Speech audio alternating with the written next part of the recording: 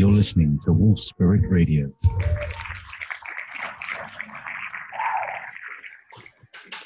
Hello, everyone. This is Max Steel Show.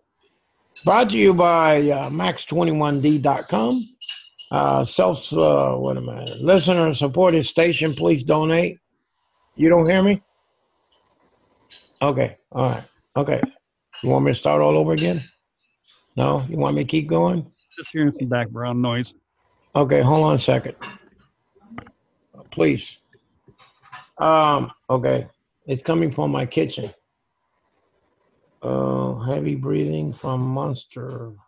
Who's from the monster? Am I a monster? Oh no. Okay. All right, folks. Okay. Let me get going. I want to thank my producer, executive producer, director, and vice president and chairman of the board, Russ, and Jennifer, my co-host, my wife, Nicole, my other co-host. Let's just say she's the other host. And Vanessa, my moderator. Thank you for all of you nice people being here.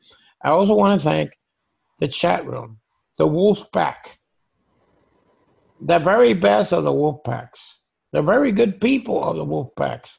They're awesome and they're smart. And I want to thank also the people in Europe, Eastern Europe, Southwest Eastern Europe. Well, anyway, New Zealand, Australia, South America, and North America, and my beautiful wife, and also the people in Alaska and Canada. My second favorite country in my life. Listen, I want to say something. This past weekend, I left the studios here in Max Steele's house, and we left Wednesday, and we went to Tampa, Florida, where Maxie Pooh here, Max Steel, became a Knight of the Templar. That's right. I became a Knight Templar. Let me explain just a little bit about that.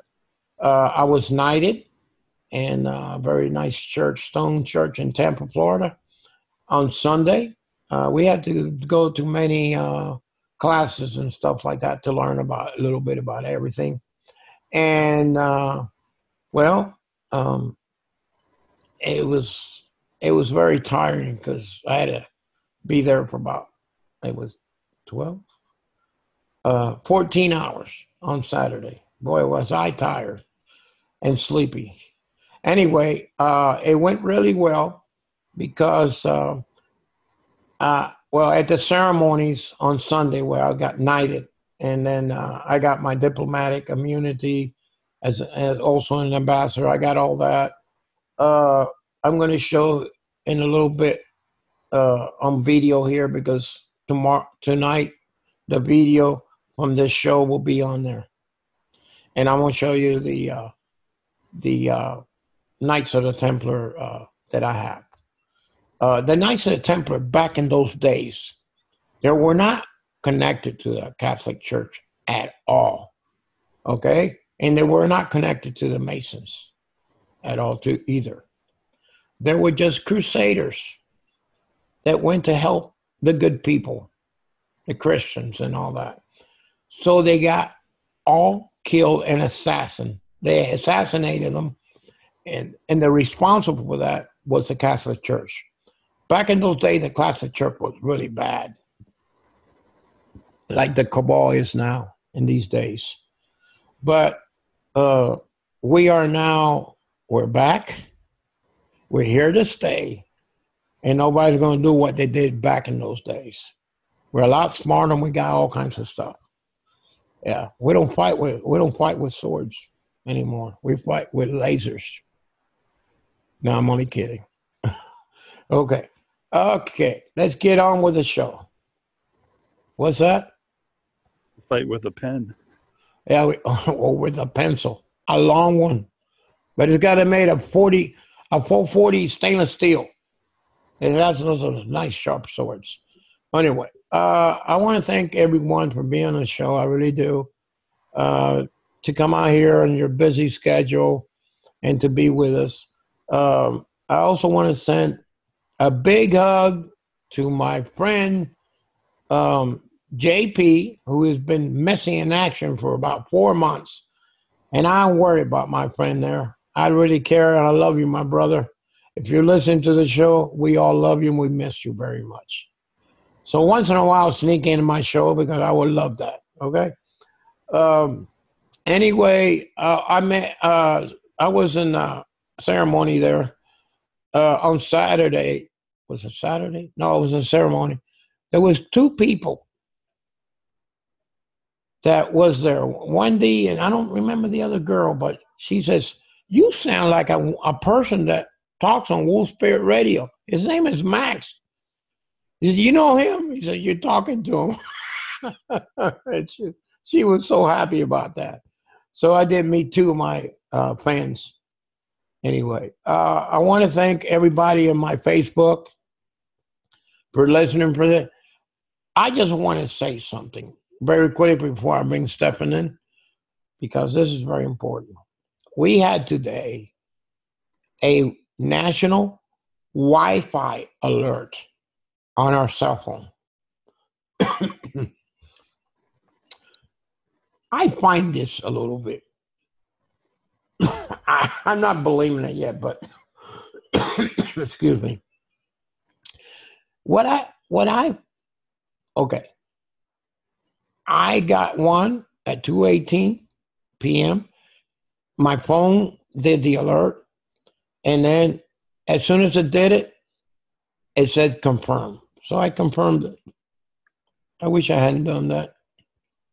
But anyway, one of my neighbors down the street, he said it said confirm on him. He didn't do it. And then 2 seconds later, they hit him again. And then he confirmed it. Well, I don't know what I'm going to do, but I'm being analyzing all this and talking with my panel here before we got on the air. And I'm going to, excuse me, I'm going to go talk to my cell phone provider tomorrow and say, can you give me another SIM card? You know what that means. Anyway, I think the SIM cards have phone numbers, so I don't want to change my phone number. I got too many people calling me. Anyway, thank you for being here. I'm honoring our guest again. He came back last week, and we're going to do a 3 parts this week, and next week we're going to do it too. He's got a lot to say. So, Stefan, come on into the show and speak your piece. I ain't gonna stop you. You just keep talking. What? I want to thank you, Max, for having me. I want to thank my friend Jen there, who's your co-host, and your lovely wife, Nicole, Vanessa, Russ, and the Wolf Pack in the chat room. Woof, woof, woof to everybody who's here. Thank you. Ow. I always want to do the Wolfman Jack. Now I got my chance here. Go ahead and do it. Here in tonight's program, I'm going to discuss personal freedom in America, or in my case, the lack of it. For those of you listeners who want to hear me talk about the Hollow Earth, legends and mysteries and things of that nature, I promise I'll come back next week to talk about all these topics and more. If you can't wait till next week, I've got a website that you can go to, hollowearth.webs.com, and I have all the information there about the subjects that you long for. In tonight's program, I will talk about things that happened from 2008 to the present. I'll do it in 5 or 6 short segments. I realized that after I went through everything that I've written, that I've got another book here to write. So I guess this is a good thing, because nothing in life happens is bad. I'll pick up in 2008 where I left off, Max. I talked about leaving New York to go out west and start looking for underground civilizations and things to do with Mount Shasta. So in 2008, one of the listeners had heard me on Coast to Coast, and they sent me a CD about Mel's Hole and about this endless hole that was 15,000 feet with a bottomless pit. So I was curious. They were in a Olympia, Washington, and the whole, I believe, was near Manassas Ridge in the Washington State. So I thought, well, let me go out that way, and we'll see. And I'll work from Mount Rainier all the way down to Shasta, and be able to investigate all of the Cascade Mountain ranges, just not the one, Shasta, that I was interested in. So I did. When I was out there, I met a lovely woman named Renee. Renee from LA. You could probably find her YouTube videos on YouTube. And while I was there, met some Native Americans from the Nisqually tribe who knew I was coming, which I found quite interesting, and were happy to give me the oral history of the Native Americans since their beginning here on the planet. Right after that, Renee had showed me a YouTube video. It was someone doing an interview regarding George Herbert Walker Bush, President Bush Sr., and that the fact that he was not, an American, he was a Nazi. He was the son of George Sherp Jr., a legal immigrant accountant who came with his father to steal the secrets of Nikola Tesla and give them to the Germans to win World War II. So as I listened to the story, I said, well, I'm going to go investigate it. And I told the fellow, Eric Orion, I'll spend a couple of days looking this up. He says, I assure you that what I'm telling you is true. He was going out with the daughter of Otto Skorzeny, who happened to be Hitler's bodyguard. And he was here in America under Operation Paperclip, hiding in Florida as a contractor. And he was about to die, and he was a little pissed off that George Herbert Walker Bush had screwed him out of a lot of money. These were his words.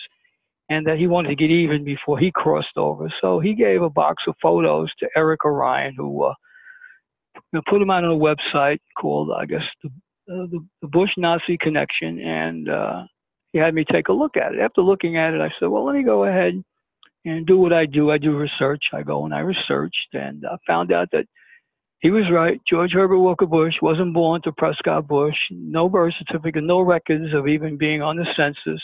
And I realized that, I found out some interesting stuff. That here's a man who was elected president who had to be confirmed by the FBI.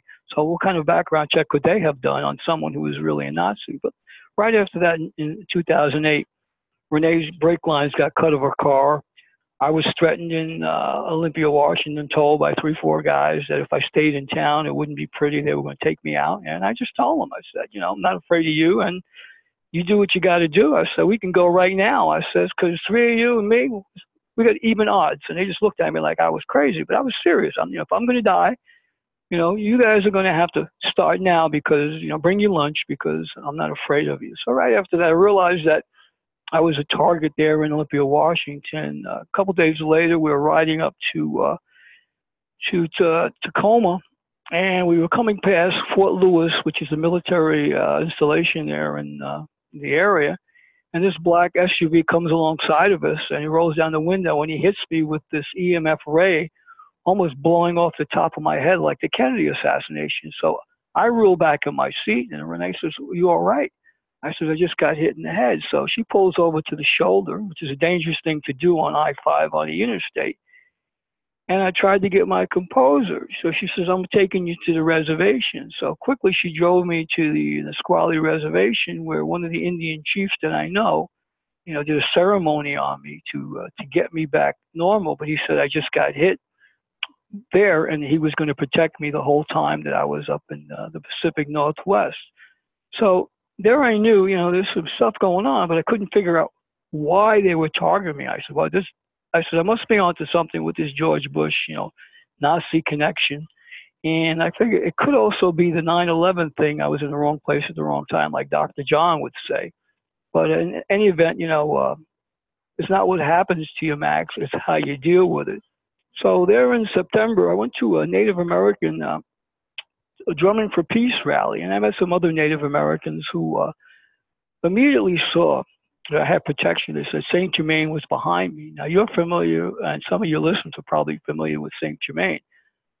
I hadn't been, that was the first time that I had heard the name, and the hair on the back of my neck stood up because I realized that, gee, if I'm being protected, I better find out who this man is. So everywhere I went when I was on the West Coast, other Native Americans had told me of his presence with me.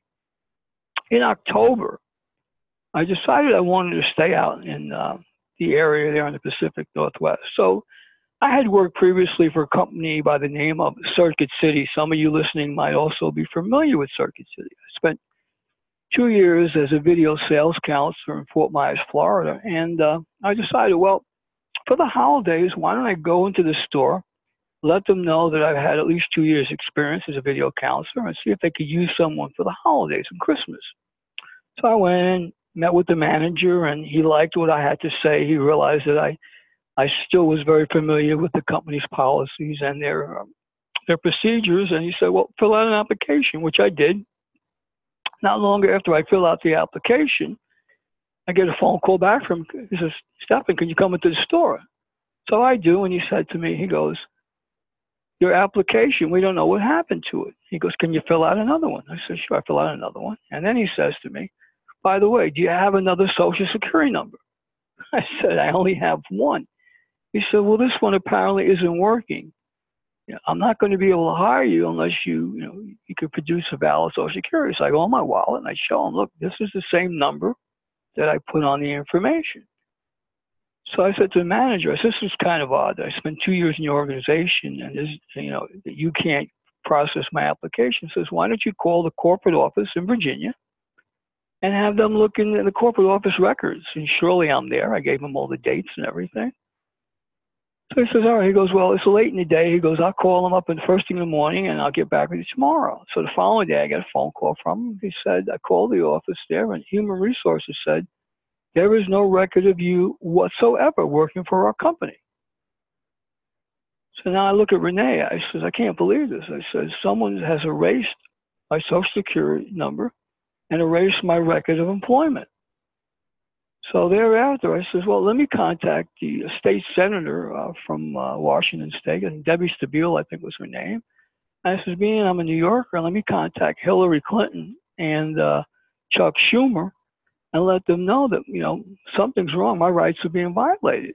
So I do that. And in the process, I get no response from any of them. And I just waited. So I said, let me go for a couple other jobs, came in the area. And see what happens. Well, every other job I went for, the same thing happened. Either they weren't hiring me for whatever the reasons, and they said that the social security number doesn't match, as though I was coming in from Mexico and I was an illegal. And I just shook my head. I said, I'm being thrown under a bus, and I don't know why.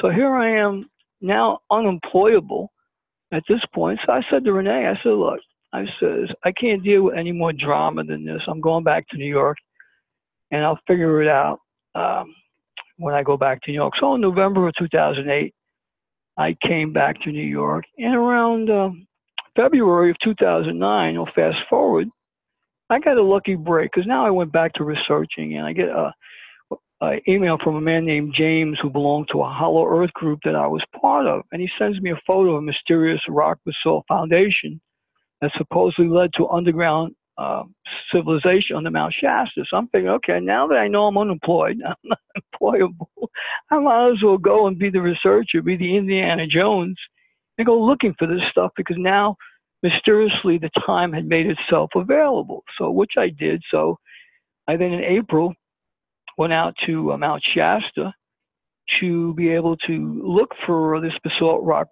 foundation. When I got out there, I went and stayed at a bed and breakfast there. Aida was her name. And the first 3 days I was there, she said to me, Stephen, she goes, can I read your cards? I said, tarot cards? She says, yes. She goes, but I'm not going to charge you. She says, I'm curious about something. So I came upstairs and I'm sitting there with her in the kitchen area, and she reads my cards, and she said to me, she says, there's a lot of people who are afraid of what you're about to find or look for and say or do. She said, there's been black helicopters circling my home since the moment that you checked in here. So I said to her, I said, it's interesting. And as we looked out, there was one like hovering about 100 yards away from her back window in the direction of Mount Shasta itself. So I decided, well, if I'm going to be under surveillance, I got to do something about it. So on the way to town that day, I'm walking down, and there's a black helicopter following me all the way down as I'm going into town. So as I come down, I see the Mount Shasta Herald newspaper.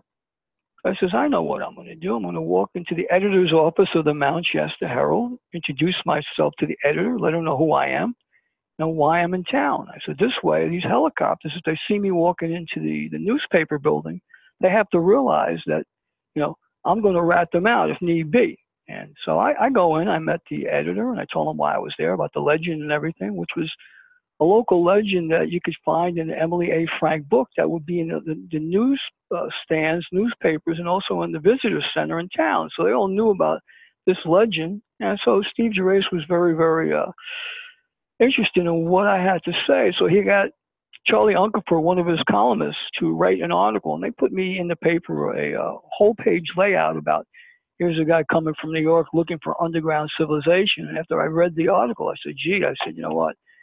I was trying to be low-key coming into town. All of a sudden, now it's a cause célèbre.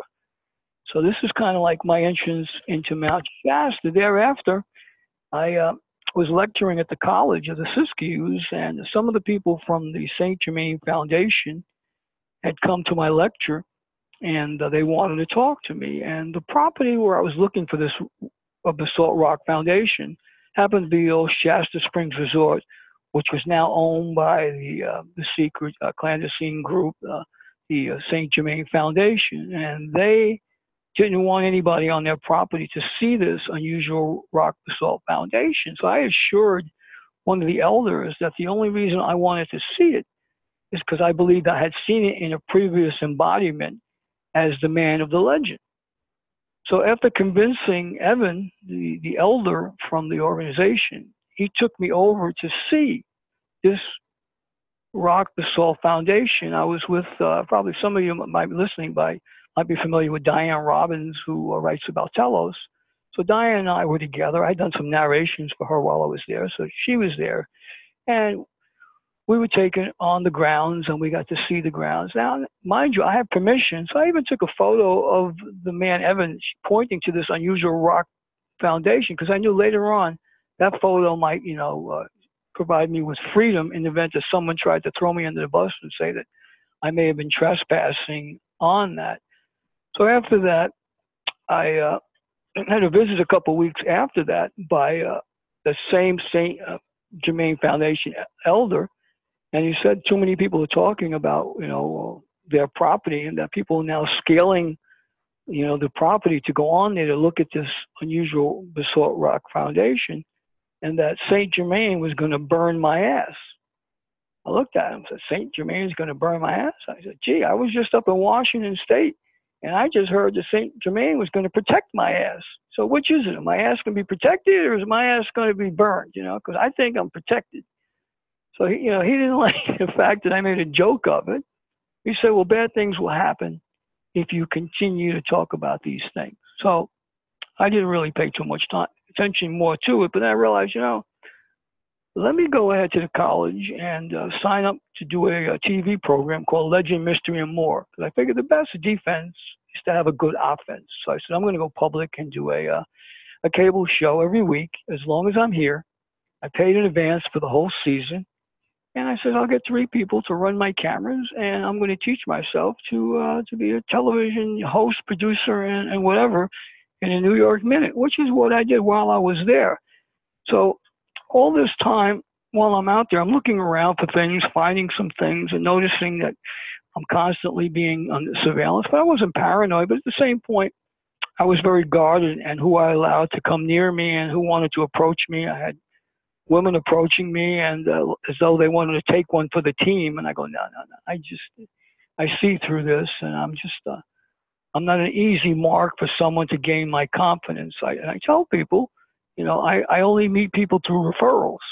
So if someone doesn't introduce you to me, to someone else that I know, it's not going to happen. No habla inglés, tú entiendes. So I just go into my, no, you're not going to speak to me on something I don't know you. I can't trust you, and I'm not going to do that. But right after that, I decided, well, it's time to stop doing the TV show. It wasn't fun anymore. So a friend of mine asked me to produce an internet radio show called Shift is Happening. So I did. We went up to Oregon, Nevada, and different places. We were doing remote interviews, whatever. And while I was up there, a phone call comes in, and it's from Arthur, who had been one of the cameramen who had a TV program on the college's program, MCTV 15 as well, called The Day in Telos. And he calls me, he says, dude, you're famous. I said, famous? He says, yeah, the FBI was here, the U.S. Forest Service was here. They bought all of your TV programs. They told Audrey Gibson that they're looking to arrest you for digging a hole in the mountain. I said, digging a hole? He said, yeah, the hole was 50 feet deep and 18 feet wide. I said, Arthur, I said, you'd have to have, earth moving equipment to do that. You'd have to have, the ability to have a lot of people. I said, all I've got is a teaspoon, for sugar. I said, do me a favor. Call up the FBI or Forest Service. Give them my phone number. We need to talk because they must be on some good hallucinogenics because I didn't do it. He says, well, they said you were there in the area in that time. I said, just because I was in the area doesn't mean that I did it.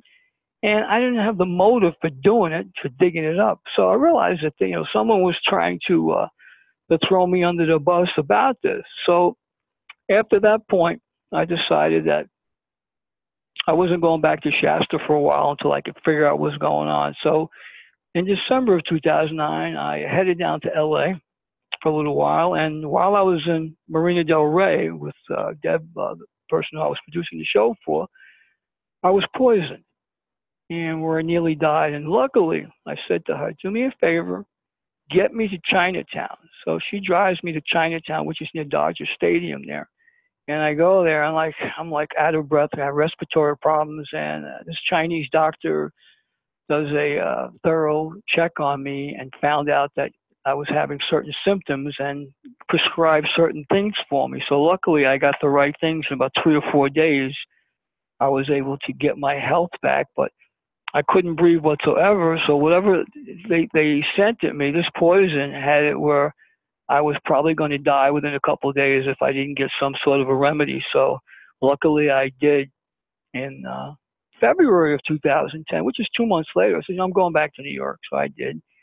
And when I went back to New York on February, I was followed by, and I was surprised, in front of Madison Square Garden, FBI director himself, Robert Mueller, and Joseph Damaris Jr., the assistant director of the New York FBI, both followed me in front of New York Penn Station there.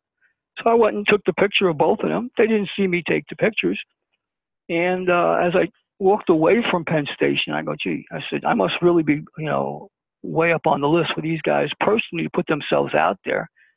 And then I said, these guys must be really low on the totem pole then, because for someone to put them on the street where the possibility of them being recognized was very great, because I remember everything. I have a great recall. I then walked across the street, and this 6'5", looked like FBI agent comes over to me. He tries to get me against the wall and try to just body me up, so to speak. And I looked at him. I said, look, I know who you are. I said, if you have a problem with me, I said, read me my rights, charge me if you have probable cause. If not, get out of my face, because it's not going to be pretty what I'm going to do to you. I'm warning you. You have to first identify yourself, and if you don't identify yourself, then your culito was mio, And so, for anybody who doesn't understand that, his ass would be mine. So he backed up, and I said, let me go back to Brooklyn. I said, I got to get out of Manhattan because this is crazy. So when I go back to Brooklyn, I go to the library, and I decide to take the photos that I had taken and make copies of them, put them on other flash drives. And I said, I'm going to do one thing that I really don't want to do. I printed out 50 copies of just the assistant director, Joseph Demaris's picture, and I put them into a folder. And as I went home, my mother said, your brother's in the hospital, go see him. After I left my brother, I said, I said, let me take these flyers and put them on the police cars in the 90th precinct. So I put them on all the windshields of the police cars in the 90th precinct. And I went in and saw one of the detectives, introduced myself. Oh, by the way, here's a picture of the assistant director of the FBI who is, under surveillance, and he's following me for no reason with no probable cause. So within a month later, that assistant director was moved out of the New York office and transferred to the International Division in Washington with a bogus story that he was having a relationship with a woman named Carlson, and because of that, they split them up. So I got him moved out of New York for what he did. I didn't put up, Robert Mueller's photos because I kept them for in case later use. Because I'm figuring, if you're playing cards, you got to save something. You got to have a trump card, so to speak. And so I did. I saved it, and that was kind of what happened between 2008 and 2010. If anybody wants to remark, I'll go into 2010 and 11. But if anybody has anything about what I've just said, we can go over it right now. Yeah, Stephen, we just wanted to go back a little bit. Vanessa, our moderator, had a question about when you had tried to get employment. Had you checked with Social Security to see if you had any records of your working?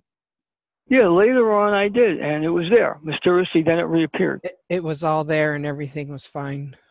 Mm-hmm. Now you see it, now you don't. It was, it's like Wow. the sock in the dryer.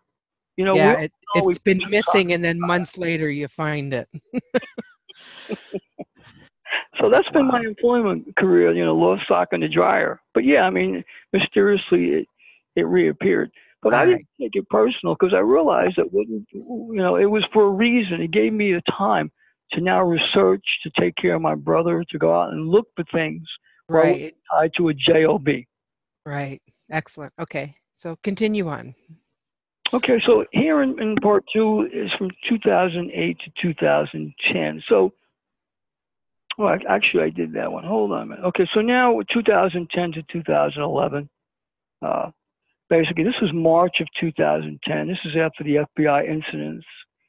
All of a sudden, I've got a car trying to sideswipe me and by the curb and try to pin me into another car. So there were several attempts in March of 2010 to run me over.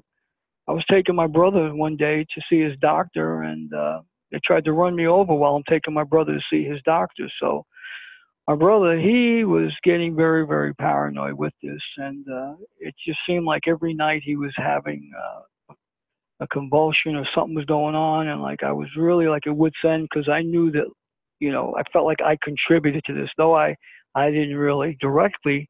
I just knew that my mother would probably want to blame me that I come back to New York and all of a sudden my brother is getting sicker and I'm supposed to be getting him better. So black helicopters overhead, and the next day I see a black helicopter escorting a presidential helicopter with a seal on it. So I look up and I could see 3 or 4 people in this helicopter. On this day, Barack Obama was addressing the United Nations. This was like 1:30 in the afternoon, so he had got done doing his address. But when I looked up in the presidential helicopter, there was Barack Obama looking down at me. And I'm saying, is this wild or what? And I knew I could see because it was close enough where I could see, and I've got very good vision. So right after that, I call up my friend Deb in California. I says, Deb, I got these people following me. All of a sudden, I got a presidential helicopter following me. She says, well, look, she says, I'll get you a ticket back to L.A. Just pack your stuff, and you can be back here tonight or tomorrow. So I went, packed my stuff, told my mom, I says, I'm out of here. Didn't explain anything. And I headed back to L.A. I'm figuring, if I got stuff like this happening with the FBI and in the presidential helicopter and people trying to hurt me, it's time to get out of New York. It's just, it's not a place to be in. So I went back, and as I went back, I kept working with Deb, producing her show, Shift is Happening. And then in July of 2010, we're doing a show up in Oregon, Ashland, Oregon. Someone breaks into my trailer where I'm staying, and they hack into one of my computers, take all my photos. And I'm realizing, I said, they're looking for something. I don't know what they're looking for, but I surmise it might be something to do with Robert Mueller's photo that I took a couple months back in front of Madison Square Garden, because I never put him out, yet I never said that he was following me. I just put out the assistant director and hung him out to dry. So that was pretty much what happened in August. In September of 2010, my brother dies. And when my brother dies, I get the phone call from my mom, and am I coming to the funeral? So here I am now in Mount Shasta, and I'm having lunch in this place called Strings Italian Restaurant. I'm talking to a girlfriend, one of my girlfriends at that time. And she says, what are you going to do? I says, well, I'm probably going to go to the airport. Can you drive me to the airport? She said, no problem. She goes, when do you have to go? I says, well, when we get back to the house, I'll make arrangements and we'll figure it out from there. As I had the conversation with her, I look up and who's standing directly in front of me across the street? The assistant director of the FBI, Joseph Damaris Jr., the same man who 6 months before that in Mount Shasta was there with his boss, Robert Mueller, shadowing me in front of Madison Square Garden. So Kat looks at me and she says, you know him, don't you? So he's looking at me with a scowl on his face. So I looked at him. I said, yeah, I think I know who he is. She goes, what's his name? I said, oh, that's Joe. So I said, let's go say hello to him. So as we go across the street, she was nervous. So she grabs me by the forearm. She goes, don't you do anything. I said, no, I'm not going to do anything. Because I knew he was the assistant director of the FBI. So as we go across, he's got his baseball cap on. And I tip my cap as I get in front of him. He tips his cap. He smiles at me. I smile at him. I walk past him and I walk down Mount Shasta Boulevard. So Kat says to me, she goes, who was that? I said, oh, that was the assistant director of the New York office of the FBI who got transferred to the International Division in Washington. I guess he's got a bone to pick with me. So I realized at that point, I wasn't going to go back to New York for my brother's funeral. I said, no, I don't think I'm getting on a plane today or tomorrow because I felt like bad things could happen. These guys were sending me a message and I felt like they were bullying me, but who was going to believe what I'm telling you now? So I said, I'm just going to roll with this. Just keep doing what I'm doing and just be low key and try to go below the radar. So one of the things in my life that bothered me now is that, and as I recall it, is not being able to be there for my brother in those final time with the family. So I stayed there in California, and a friend of mine had a place at the R Ranch, was up near the California border. So for the winter months, I sat by the fireplace, watched TV, read some books, and made some YouTube movies, and kind of like was mourning for my brother. Really, I was mourning because I loved him. I took care of him since he was a baby, and he was always sickly, and I always had him under my wing, and I just felt like I wish I could have done more. But I was just thankful that for the time that I had with him and the memories that I had. And these are the things that I remembered while sitting on the ranch. But while I'm sitting on the ranch, at night, I would sometimes camp outside in the trailer. And either I'd stay in the ranch or I'd camp outside in the trailer. And I put out a tent and I go out by the stream there by the river. And I would stay out at night. And at nighttime, a couple of times, I got black helicopters would be buzzing me all night. So finally, I'm getting pissed off. I'm saying, I got problems right now just trying to get my life adjusted. My Social Security number has been expunged. My brother just died. I'm exiled here up on this ranch. I want to go home, and I really can't.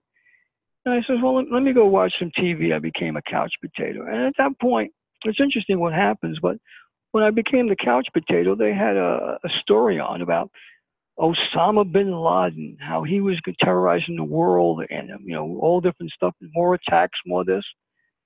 I'm looking, I'm saying, man, this is such BS. Just the amount of coverage that this is getting when it's really a non-event. So I said, I'm going to go ahead and research this. I wanted to figure out who this man really was. Is he really this terrorist Al-Qaeda, or is this Al-Qaeda thing made up by the U.S. government? It can only be one or the other. So I went and I started to research this, and I realized I found photos. I said, what are the things that you can't fake? Well, one of the things you can't fake is fingerprints or palm prints, or two of the things, actually. So I go and do a Google search. What are the odds of two people having the same fingerprints or palm prints? And it was like 50-some odd billion to 1. So I determined the fact that if I could find someone with a match, it would have to be them. So I did. I ran all the photos I could of Osama bin Laden, and that was the one that they had him brazenly putting up his right hand. I solemnly swear to kill everybody in the universe and America as well. And I went, took the photo, and I compared it to a photo of Barack Obama waving to a crowd as he was getting on an airplane. unbelievably, it was a perfect match. I went and I said, okay, let me get 3 other pictures of this to make sure. Let me send this to some other people. Now, Jen, you're on the line and you know the person. So Kathy, a friend of mine in Michigan, I said, let me send it to Kathy. I sent it to Kathy. She says, let me send it to a couple of people who are Photoshop experts and people to determine, if what I've got is a bullseye or it's BS. She gets back to me. She calls me back immediately. She says, you're right on it. She goes, he did pose as Osama bin Laden. I said, well, there was more than one person. There was like 4 or 5 guys that posed in different photos of Osama, but he's the only one with his hand up, with his palm raised, which proves that he was one of those 5.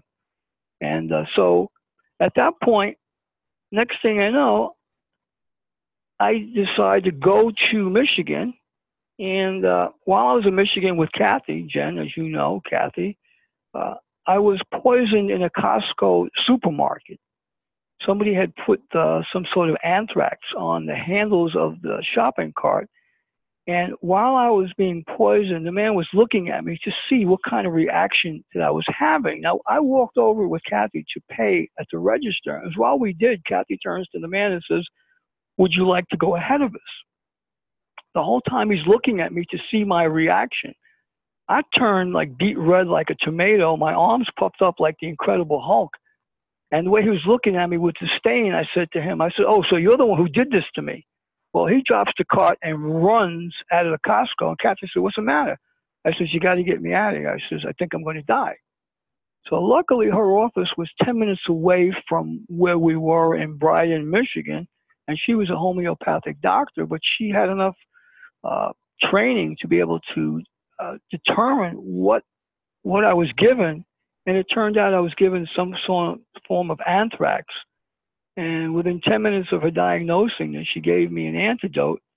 And all of a sudden, my heart rate went back to normal. My coloring came back. My respiratory condition changed. And my heart didn't feel like I was going to jump out of my chest. So right after that, I said, let me call this Costco up and have them look at the cameras, to see who this individual was. So now I want to know. So next day I get a phone call. Oh, by the way, we don't know how it happened, but the cameras weren't working last night. I said, really? So there's no film whatsoever of yesterday's, customers?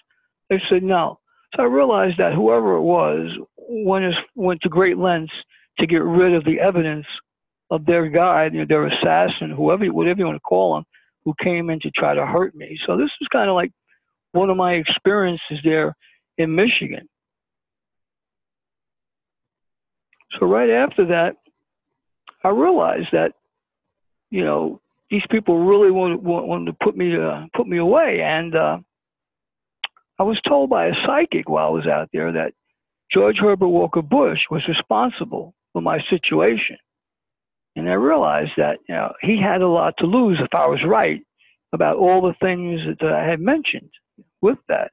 So Kathy and I, we kind of parted ways after that because I felt like I was bringing too much drama into her life at that point. But she realized that I was right by what I had found out.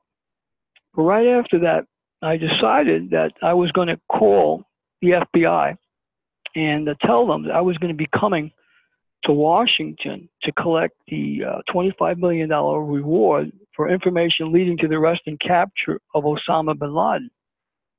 So I made arrangements to take Amtrak to go to Washington. And on Sunday, the day before I was to get there, mysteriously they killed Osama bin Laden at sea with the body never to be found or seen in a body bag set over the ocean. So if anybody wants to comment about that, go right ahead. Go ahead, Russ. Oh, I was kind of wondering that the year was this 2011 that this came about. Yeah. Mm-hmm. Yeah. Mm-hmm. And well, there's all sorts of reports of when bin Laden died, and man, I'll tell you this. This is I don't know who to believe. Well, I can tell you this. I would have got off the Amtrak on the next day, Monday. But on that Sunday, they came up with that bogus report that he was killed at sea. But I called the FBI one day before that and told them, that a couple of days before that, on Friday, that I would be there on Monday. Because from where I was in Michigan, it would have taken me so many days to get across. I figured, I'll spend a couple of days with Kathy. And then I come down there and I collect that $25 million award because I did. And I challenge anyone here who's listening, they can go to my websites and actually see, my websites and see the research I did on that, because I wouldn't throw anybody under a bus unless I can prove it. So right after that, they had this big thing about who is Barack Obama, the birther thing. So I said, I'm going to go into meditation. I go in and I get stuff. I have my guidance, whatever. And then the next thing you know, I get up the next day and they tell me where to look and what stories to write, and things just are given to me.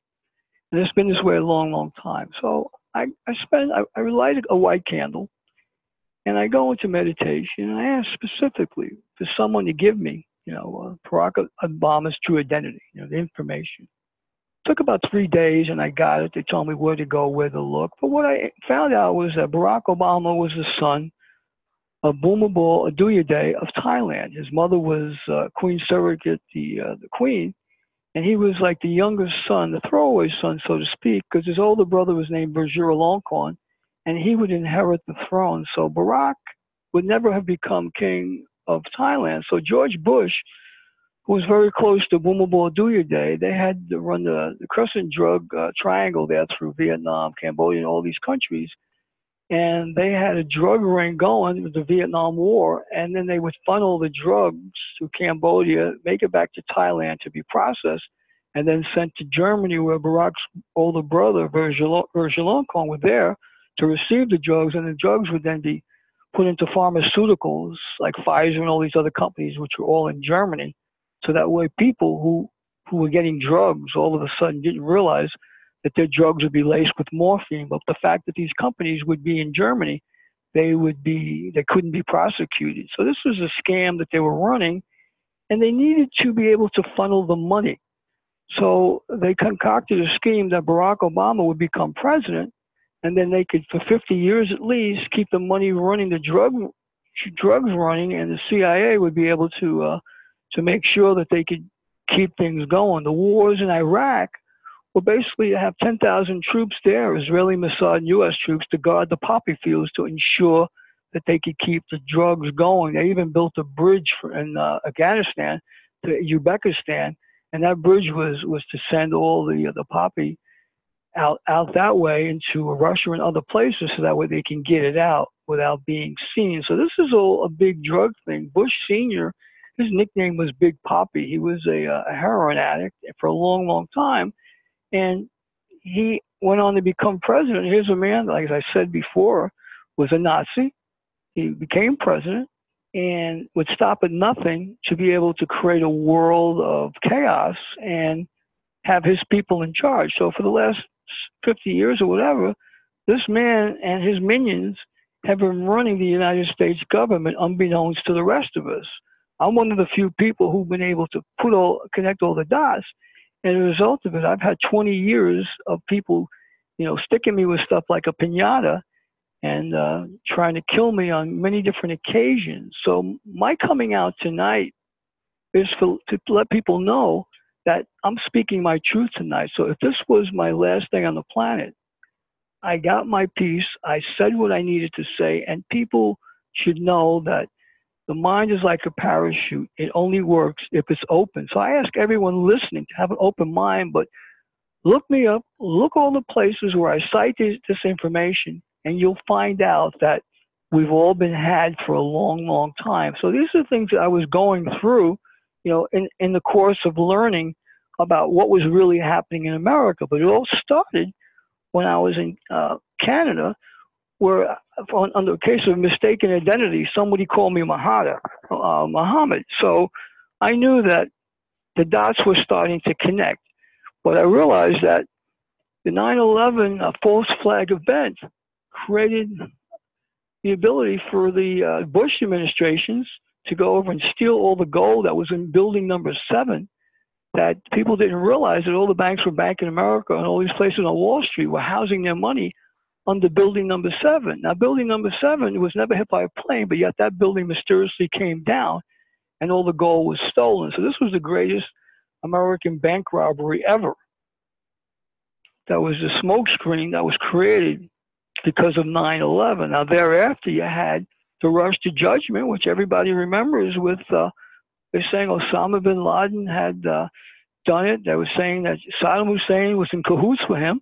No evidence was ever found. And you look at it and you realize now, when a time capsule 50 years from now, the truth will be out as to who was really running this country and what they really did. Because if you can follow the money, then you'd be able to know who was responsible for all of these things. But this is all the things that I was going through while I was making these discoveries. And so now here we are, fast forward. Again, as I said, after I came back to New York, and this was like in May of 2013, I started looking for jobs again, and I couldn't get a job here. You know, my Social Security number couldn't be found. You know, my applications, everything was send us a resume. Well, my resumes never get there. I go, wait a minute, well, can I drop it off? Well, no, we don't do that. And I realized, well, this is going to be impossible for me to get a job if I can't physically hand someone my resume and I have to send it in. They'll never get it. So here's the lost sock on the dryer coming back to bite me again. So I realized there was a very strong effort by a covert group to keep me unemployed, to make me have no money, maybe find me under a bridge. So that way they could, take me out, because dead men tell no tales. So I decided that my best offense was to learn as much as I could about what they were doing and be able to be the voice out there on YouTube, my websites, and make sure that I had enough money to make sure I kept that website active no matter what. If I had to do without a meal, I made sure that I was able to pay for my annual dues or whatever I needed to do in order to keep my internet presence active, because I knew that was my one way of staying alive.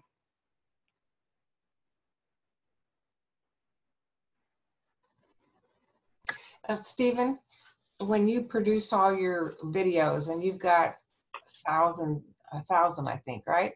All your various... I lost count, but yeah, it's up there. Yeah, it's way up there. How do you do that? Do you do that just by yourself, or do you have equipment like a studio in your home? I mean, how do you go about producing all those videos?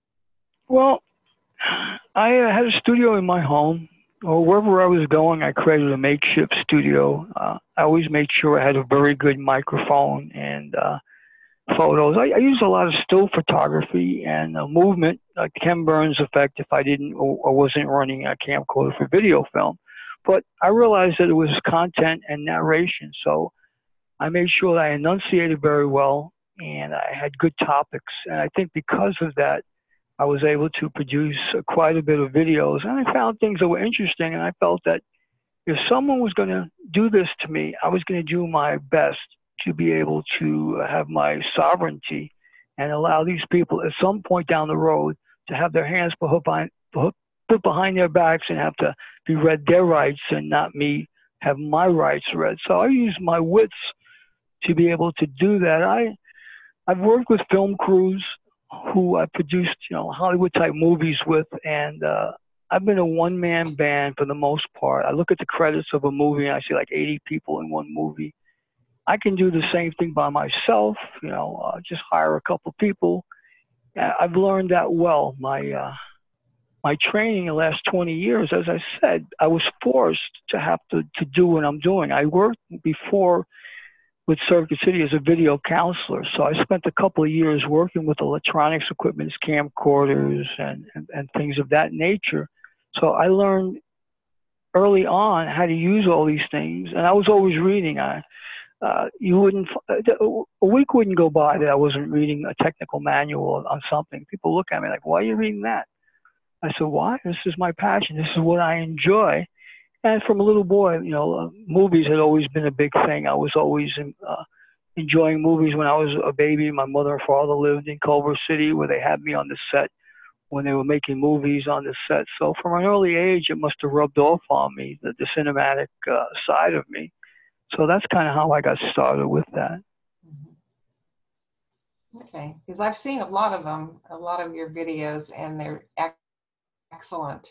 And a lot of it is the discovery of something or the secret, uncovering the secret of something. So they're very compelling just in the titles alone, but the topics that you have range anywhere from the Hollow Earth to the Solfeggio scale to, you know, the truth of J.C. Brown and legend of J.C. Brown.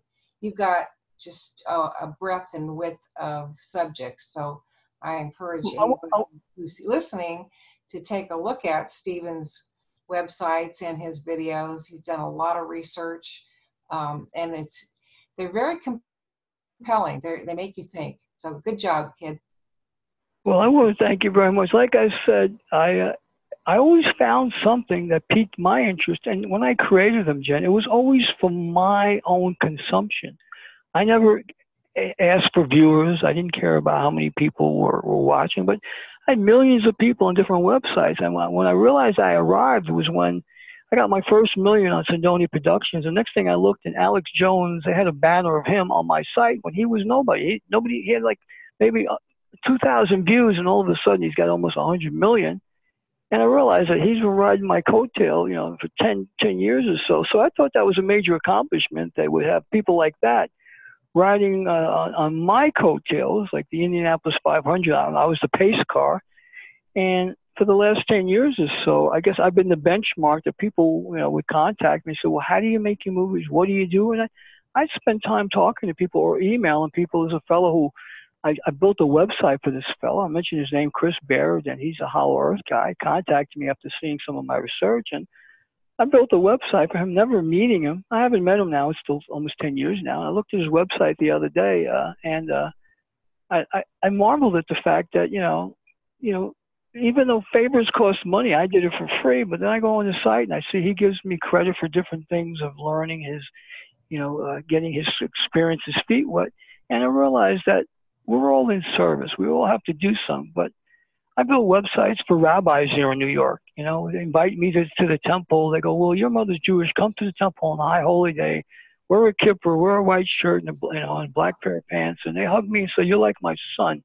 And I say to myself, here I am, you know, a Jew. My mother's a Jew. My father's Italian. It makes no difference. And here I am. I'm invited into temple. And I got this Israeli Mossad across the street that are all hiding as Hasidim Jews, trying to kill another Jew. And I go, wait a minute, what's the matter for you, you know? Stephen, just hold on just a second, Stephen. We're going to a break right now. We'll be back in about 3 to 5 minutes. And y'all, everybody here is listening. Just stay tuned. Go do your things, and we'll be right back. Thank you.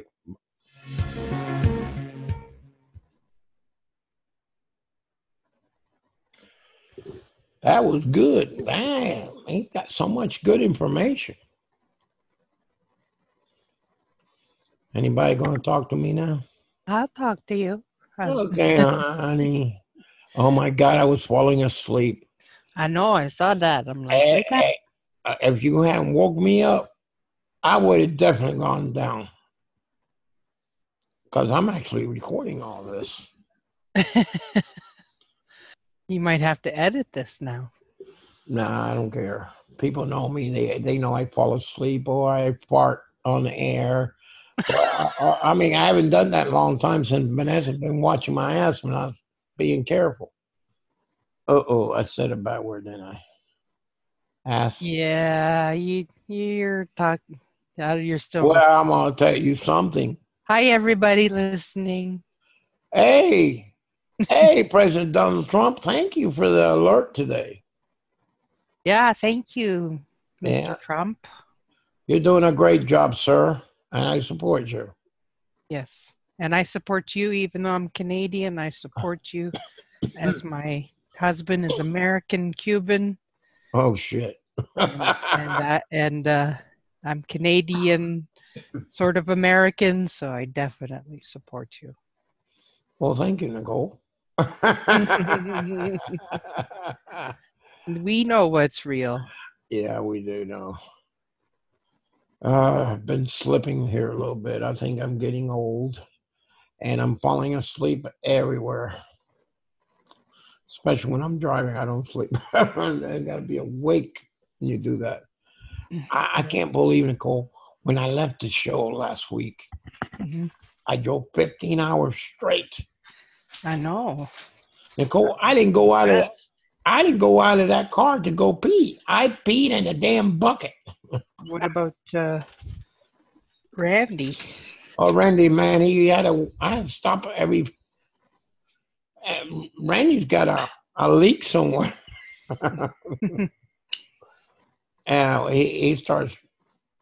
He drinks a lot of coffee, Nicole. He drinks 64 ounce Mm-hmm. of coffee, and he'll drink that all day, and then he'll fill up another one. And he drinks it cold. I don't know how he does it, but it don't matter. He's doing a good job with me, and I'm glad he's here. Yeah. Vanessa. I think Vanessa fell asleep, Nicole. She's Oh, nice. I'm sure she's listening and shaking her head. Yep. I think I made it. You might want to edit the breakout. Mm-hmm. Oh, no. No. I got it on pulse. Okay. Yeah, we're not there. Vanessa. Because you can't edit it when you download it to YouTube. There is an edit features on there. So yeah, don't worry about it. We're fine. You know that there's a small town out of the middle of nowhere, and we went through Highway 301 from Jacksonville down through the middle of Florida to make time, but we didn't make time. We lost time. There's a place down there, very small place. It's called Shithole City, Florida. oh my goodness. And guess how it's spelled? CHIITT. So Chithole. Oh, they shithole. I mean, That's a terrible name. I think that's the Irish pronunciation. Yeah. Shite. Well, SCH. No, I'm sorry. It was SCH. IITT. Shithole City, Florida. Definitely Irish. Must have been. Well, I really said it. I said, Randy, that sounds like shithole cities. Max is not shithole. Man, you always get it wrong, right, Max? I can't help it. I tell you what, when I was down there with those people were so very nice. You won't believe how many things they did. They did a Templar healing machine on my finger twice. Oh. And yesterday they came up. On their way to Pennsylvania, and they went in an hour and a little bit out of their way to go visit Max at home. Oh, how sweet. And they did the Templar machine again on me. Awesome. And then another person that comes from California, I forget his name, they're doctors. And they became Knights of the Templar and all that too. And you can go to college and be a doctor. Oh, here we go. Meanwhile, back at the ranch.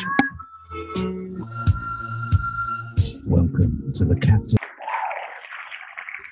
Hello, welcome back. It's nice to hear there's still people out there listening to the show.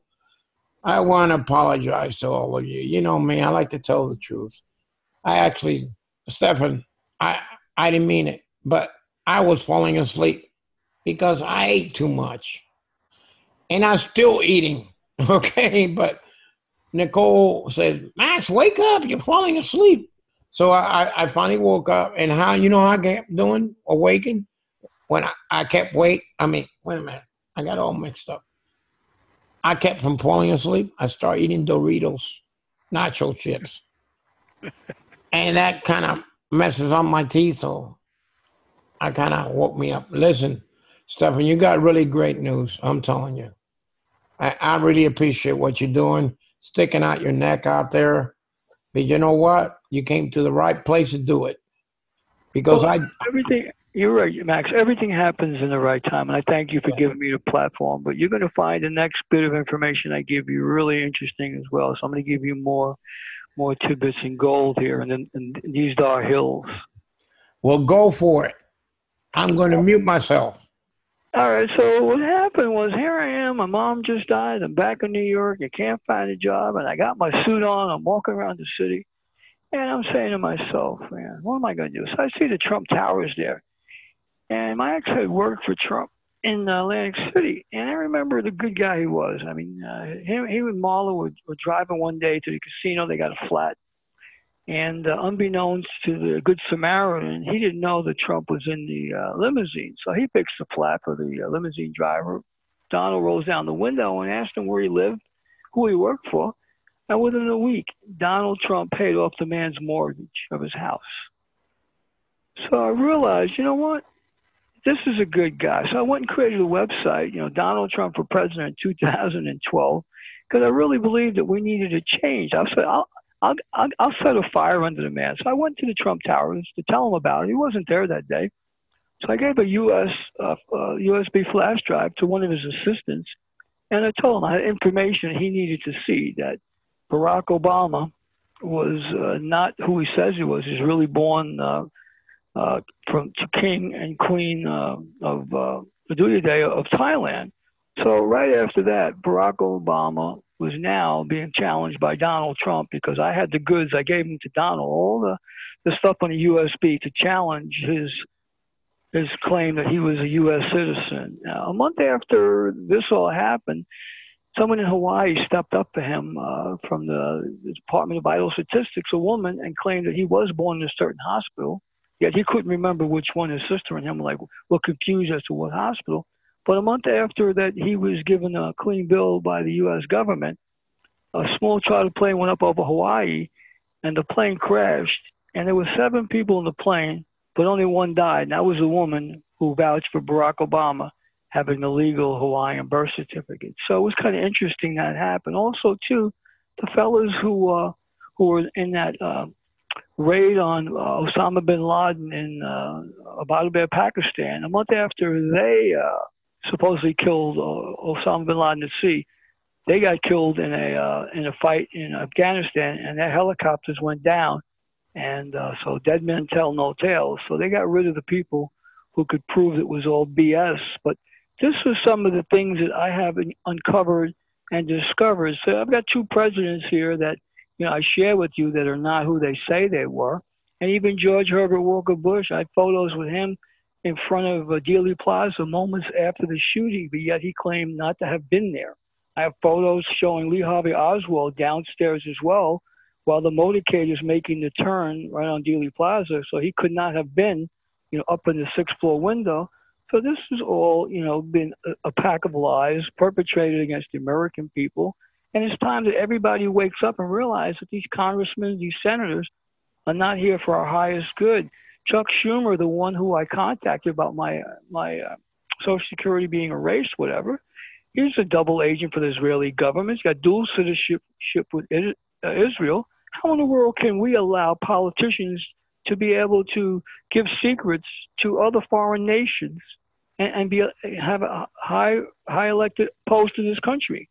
This is wrong. I mean, that's why they convicted the Rosenbergs for treason in the 50s, because they were selling American secrets. And here we are. We have a high-ranking U.S. senator who was definitely an Israeli Mossad agent, and everybody's giving him a pass. Now, I'm not anti-Semitic. As I said, my mom's Jewish. I'm Jewish. It's in my blood. But if it's not right and it's wrong, you got to call it like it is. If it's a duck and it walks like a duck, it's got to be a duck. So I'm here to tell you that there are people in this country that are hiding behind religion, and it's wrong. A religion is not a nationality. It's a philosophy, and don't hide behind a philosophy. You have to have integrity. You have to do the right thing, and you have to be honest.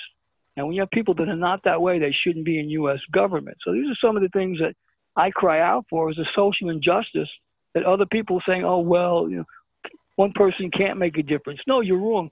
one person can make a difference. And I'm here tonight to tell you that I'm going to make a difference tonight in the world, because when all is said and done, I'm not going to say later on, woulda, shoulda, coulda. I got my chance for Max and Jen and Nicole and Russ, and I'm taking my opportunity to show people that I have connected the dots.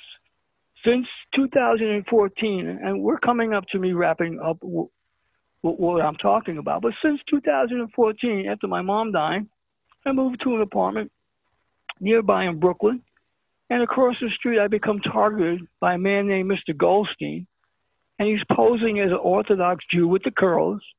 He's got exotic weapons of war, and he's been using it against me on a daily basis for the last 4 years. My computers have been hacked. My hard drives have been burned out. My external hard drives and USB flash drives are stolen. You know, he has verbally threatened me, and my significant other has heard him call me. He said, "I'm going to get you, you mother effer." Not only did he say it to me across the balcony when I was on the street, he says it to me in front of me. Now, I'm not going to get down to his level, because I know if I do something to him, it'll be a hate crime against a Jew. Even though I might say that I am Jewish, the police would arrest me because he's dressed in that motif and that garb. So I decided, you know what? I'm just going to let him blow it out of his ear, whatever he's got to say, and just like not pay attention. So I decided the best thing I could do after talking to the police, and they wouldn't help me, that I would put him, Goldstein, and his covert group on my website and YouTube channel, because the police weren't going to help me. So if you guys go to my Sindoni Says website, I got a playlist called Reality Surveillance, and I put him out there like you put out a cat. I decided, you know, I'm going to put him out there, and I'm going to convict him in the court of public opinion, because I'm not a judge, I'm not a jury, I'm not a lawyer. Let people decide what they want. But if something would have happened to them, they would say, Sindoni has showed us, if you see something, say something, get a camera out, whether it be a cell phone camera, whether it be a camcorder, put it on your site, and let the people know what's happening to you, which I did. I decided I was going to go public with that. And in 2016, I was contacted by a man, Elijah Sullivan, out in Mount Shasta, and he said, I've asked people all over Mount Shasta about who dug that hole, and nobody seemed to know. But after talking to you, you seem like you know why the hole was dug. Can you come out here? I'd like to make a documentary film on you about this. So 2016 and 2018, I just came back from Mount Shasta in August, filming the rest of the movie, and now it's going into the editing process. But the last night that I was there in Mount Shasta, I was sitting in Berryville. It's a little restaurant there on Mount Shasta Boulevard, waiting for a friend and I to go to dinner. And this man sits at the table that I'm sitting at, and he told me the girl had just come by. He goes, he wanted to know where you were. I told her you'd be right back. Now, I had never seen him before. So the day before, as luck would have it, two of my friends were playing chess, and one of the guys was interrupting the chess match, and one of the fellas, Native American, pulls out a taser on the guy and says, next time you do that, he goes, I'm going to use this on you. So something says, Stephan, you need to buy that taser. So I bought it. 20 minutes before, this guy threatened me, and I had it in a little paper bag, and I may have told this last week. And after he said, he goes, you know, they have EMF towers here in Mount Shasta to dumb people down and mess up with their frequencies and nervous system. So we keep people from coming up to Mount Shasta. He says, but I'm going up on the mountain. He goes, I'm a shaman. He goes, I was ex-military. He goes, I got a 45 in my pocket. He goes, if you got any last rites, let's go up on the mountain. He goes, I can fix that for you. So I looked at him. I said, are you threatening me? He smiled, you know, with this big coy smile, probably because he had this whole covert group behind him. So nonchalantly, I opened up the paper bag. I pulled out the taser. I turned it on. And I said to him, this is for you. Let's go on the mountain. I'm going to take care of you. And then when I get back to New York, he said these Israeli Mossad are going to take care of me. I'll get them one by one. I said, because I'm not afraid of you, and I'm not afraid of them. Enough is enough. I've gone through this almost 20 years, and I'm not going through this no more. So that was a reason I decided to do your show, because I wanted people to know that this isn't BS. This is real, what's happening. And I can tell you, you know, that the best defense I found is offense. So I decided to go public. And that's why I'm doing your show. It's been 20 years, as I mentioned. The secret government and the Israeli Mossad have had their way with the American people. And this is just an example to show you my day. This was what my day starts. The telephone rings, waking me up in the morning, all hours in the morning. I get a message that I need health insurance or a back brace. So next thing you know, somebody's turning up the settings on my toaster to burn my toast. They cut the cord on my toaster and my teapot. They changed the settings on the microwave from 2 minutes to 20 minutes. I find my windows and doors open, unlocked in the apartment. Somebody's stealing my tea bags, my sugar, even eating my cheesecake. You know, as Rodney Dangerfield would say, Max, it ain't easy being me. Then I got today black helicopters buzzing my apartment on a daily basis, all within the first 2 hours of me waking up. I haven't even finished having breakfast, and this is what I go through. I turn on the TV, and this will be interesting for people to know. I got people changing the channels of my TV, raising and lower the volume, right? Putting on the secondary audio program, putting the station in Spanish, which is okay because I understand reading and understand Spanish. So to the point where I can't use an electrical outlet, I had to buy portable generators to power my electronics. So if I want to put a computer on a TV, I use a charged portable generator in order to watch it. So this is what I have to do. And I've got radiation burns all over my body.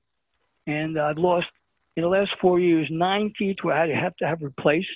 And I can tell you, it doesn't feel good when somebody comes up to you and hits you with an electronic beam while you're sitting there, or while you're in an airport, or whether you're in a terminal, or whether you're sitting down with your family, or hitting you in the feet, and all of a sudden, you know, I have to go to my Chinese doctors to heal me. And thank God I'm into holistic methods where I know how to heal myself and who to see. But I will never go to a Western doctor. You know, they're about as useful as tits on a bull. And I realize that if you want to stay healthy, you know, you need to be able to do your spiritual work. You need to clear your energy, and you can't go to the negativity, the darkness, and say, woe is me. And you realize that I'm the poster child right now for someone who doesn't drink the Kool-Aid. And I'm proud of that, because now I realize that I've got to speak my truth tonight with you guys and to say what it is that I've gone through. And people can believe whatever they want to believe. But I'm not a young guy anymore. And like Danny Glover said in the movie, I'm too old for this minutia. I'm not dealing with this anymore. And tonight was my opportunity to share with the world what is really going on. You have books like The Philadelphia Experiment, what they've been doing since the 70s to people, mind control, what they've been doing every day to try to manipulate your mind, even with the social media. I'll give you a good example. In the 1300s, the Jews were thrown out of England for reading other people's mail. Now you got a reincarnated Zuckerberg who's now letting everybody in the world, you know, get the people's information from Facebook, another Jew. Something is wrong that we allow these people to do this stuff over and over. In the last 500 years, the Jews have been thrown out of 110 countries. The only country that haven't been thrown out of is the United States. But 100 years ago, Ulysses S. Grant was about to throw them out for price-fixing cotton during the Civil War. And the only thing that stopped him was an executive order by President Lincoln, because Lincoln said that you can't throw the whole people out. You can only throw out the people that are responsible for doing it.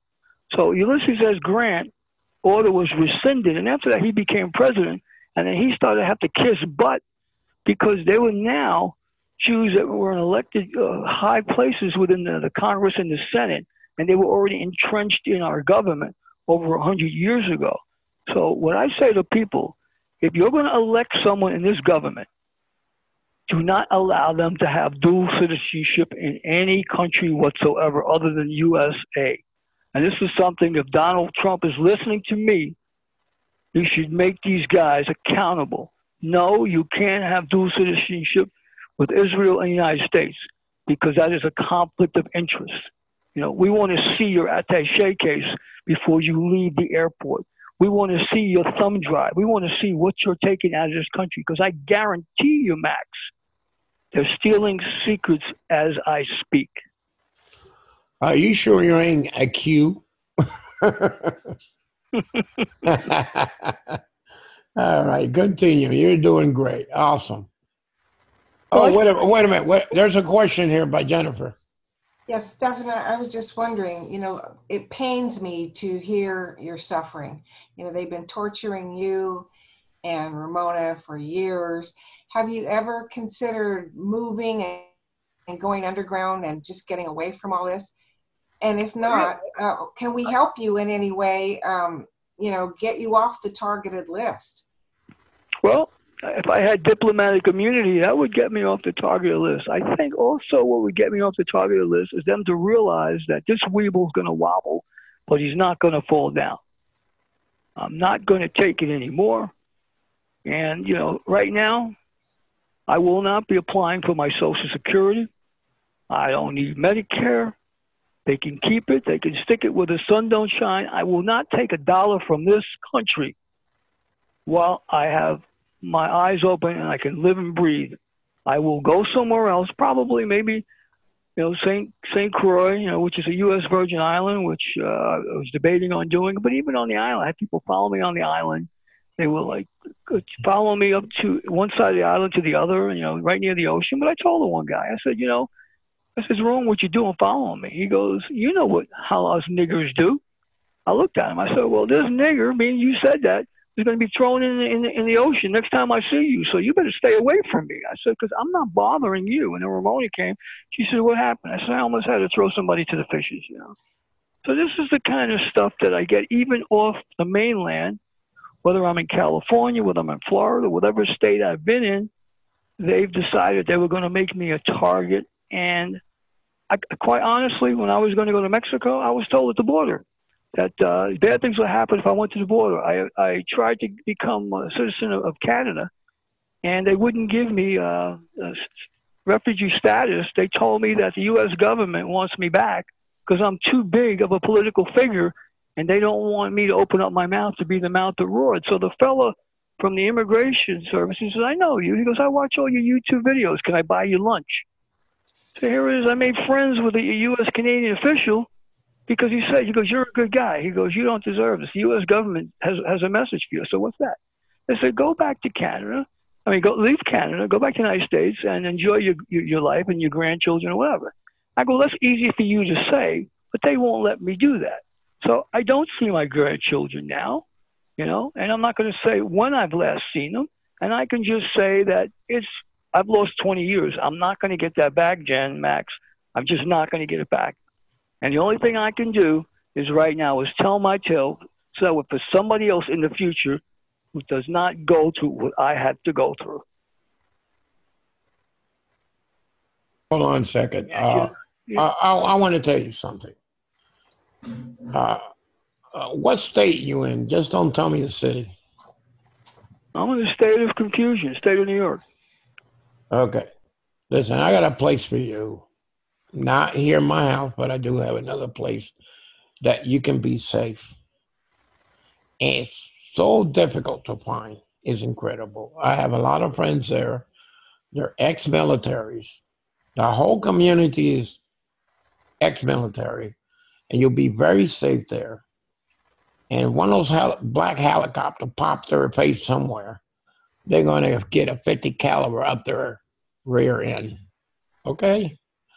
Well, that's something from your mouth to God's ears. This is what I've been waiting to hear because, as I said, there are a lot of people that, say things, but, they don't walk the walk and talk the talk. But Max, I 100% believe what you're telling me. And I guess I was divinely guided to meet Jen, who was divinely guided to meet you. And now you've been knighted. You've been given the opportunity to right some wrongs. And in my particular case, the only thing I'm guilty of is seeing something in Canada, coming forward and telling officials that there were terrorists operating in a foreign country who were connected to 9/11. I did my duties as an American patriot, and this is the way that I am repaid.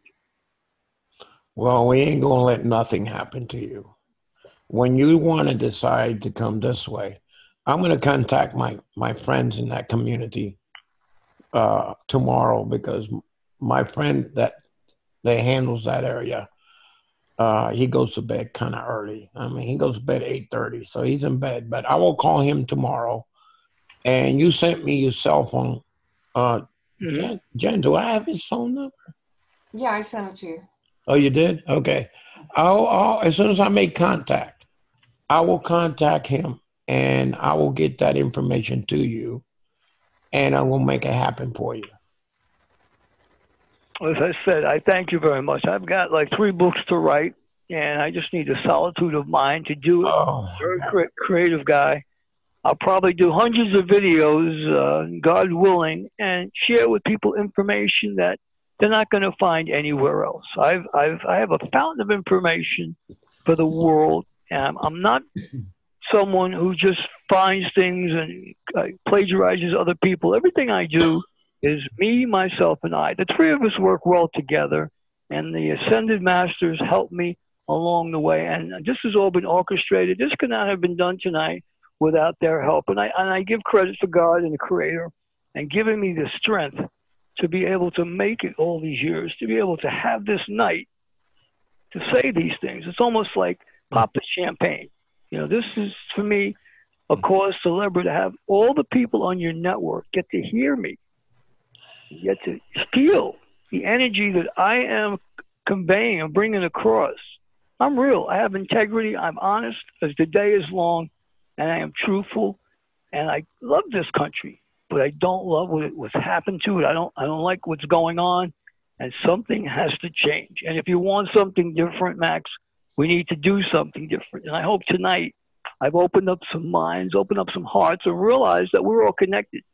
You know, we may not speak the same languages, but we all want the same things for our families, and we're all good people until proven otherwise. And there are people that are paid to keep us apart.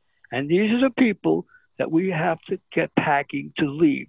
Starting with my shovel, I will dig the first morsel of dirt and will bury George Herbert Walker Bush, along with the other minions, Barack Obama and the others, Israeli Mossad, and let them know that you can't continue this behavior anymore. We're not going to allow it. absolutely. Wait a minute. I'm getting something. Hold on. Mitsu -3. Mitsu-3 is a Mossad assassin. Mitsu-3. Back off. Back off. He's a Mossad agent for the Israelis. Mitsu #3. Back off. You know who I am. Back off. Leave Stefan alone and all your friends. Go back and call back on their hole. Okay? Mitsu-3, I know who you are. Back off. Stay away from and leave Stefan alone. He's not bothering you. Go away.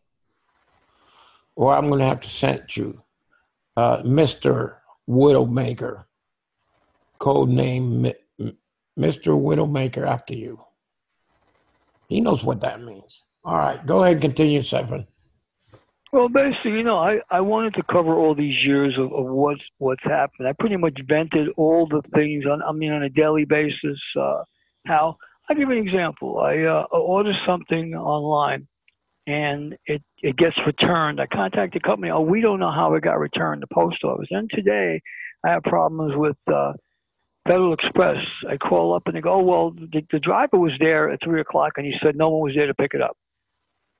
I said, nobody came. I said, I live in a building with security guards. You got to go to the security guard. Then he's got to ring the bell. He's got to knock on the door.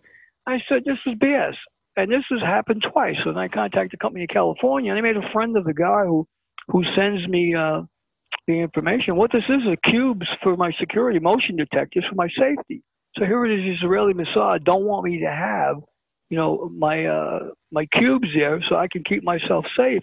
This morning I find my window open, my back door open, and I find that the guy was in my apartment today. And I'm saying to myself, you know, they wanted last night to find whatever I was going to use to talk about the script. So what I did last night, 2 o'clock, I went and I said, Ramon, let's put on TV, let's watch a movie. So I stayed up till 6 o'clock this morning And while I did, I'm inside the bedroom, and I have a baby monitor, and I can hear them outside trying to get in. But I had moved the monitor, I had taped the door shut, I taped the window shut. I'm saying, what the hell do I got to do to get a night's sleep? So I'm topsy turvy. I used to be an AM person. Now I'm a night bird, not because I want to be, just for my own safety to survive. Now, what I didn't say is, you add the fact that these individuals are able to cloak, to go through walls, to go through doors, not to see them. How can police have helped me? Once I tell police that, they think I would be off my rocker. Now, I'm not off my rocker. So what I've got bubble wrap on the floor, because one of these sons of bitches comes in, and I can hear him. I'm going to pull out the taser, and I'm going to tase him. I might not be able to see you, but I can hear you. So I got right now around me bubble wrap, shrink wrap, all around me, 8x8 area, so no one could affect the area where I'm sitting in to have this conversation. So I want people listening to realize the severity of what I got to do. But I'm a thinker, Max. I play chess, and I'm good at what I do, staying moves ahead. Because if I wasn't, Max, I'd be dead a long, long time ago. But God wants me around. God wants me to continue the work that I do because I'm in service to humanity. And for all the people who want to hurt me, here's what I have to say to them. I love you. I'm sorry. Please forgive me. Thank you. You know not what you do. And the word or the affirmation is like a word, H-U. And what it is, it's a word that connects us with all the other beings in other star systems to get them to help us. Because as soon as they help us, we can elevate this planet. Because we can't elevate this planet as long as these people are ruling this planet. So I tell everyone listening now, elevate your spirituality, connect with the higher beings, connect with the ascended masters, and ask for them to intervene, because this is a free will zone, but they can't help us unless we ask for the help. So we need to ask for the help collectively and say, we need the change to happen now, not years from now. We need it now.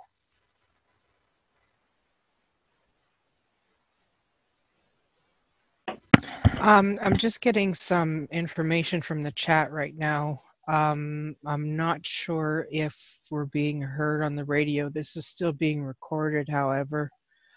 So we will keep going. And you know, as I said before, yeah, when I saw the alert today about the internet alert, whatever, I expected some shenanigans. Not that I wanted to see it happen, but yeah. I realized there was a lot of information was going to come out tonight, and there are powers that be know that they will be running for the hills tomorrow morning. Right. So yeah, we'll keep going. Go ahead, Russ. The main servers from United Kingdom are down. At least they're not broadcasting from there. It is all being recorded here, and it will be in the archives tomorrow morning. So the show will continue to go as we go. So the show will go on. And not only that, Stefan, I'm recording the whole program right here, and as soon as this show is over, I'm going to put your show, the last week's show, on YouTube and BitChute.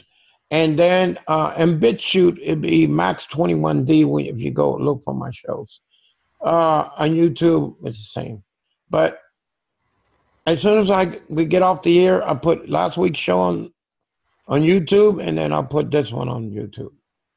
Well, I thank you, Max, for doing that, because, you know, this is freedom of speech, and we should not be censored or hindered to make our opinions or thoughts known.